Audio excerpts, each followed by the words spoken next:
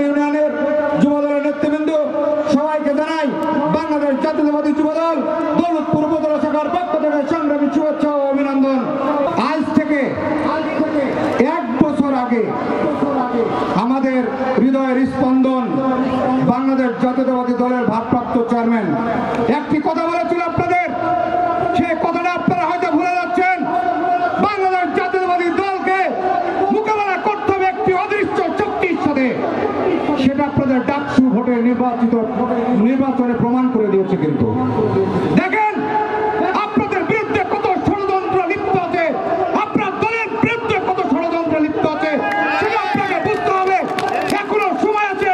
বাংলাদেশ জাতীয়তাবাদী দলের কর্মীরা আপনারা সাধারণ মানুষের কাতারে চলে যান, কারণ দলের যখন সুদিন আসে তখন অতিথি পাখিদের মতো যারা 17 বছর মনে করেছিল বাংলাদেশ জাতীয়তাবাদী দল কখনো আর রাজপথ থেকে নামতে পারবে না, ক্ষমতায় আসতে পারবে না, তারা আপনাদের কাছে রিটার্ন এসে তারা কুকর্ম করে আমাদের রাজপথের সৈনিকেরা, আমাদের ত্যাগী সৈনিকেরা কলঙ্কিত করতে চায়।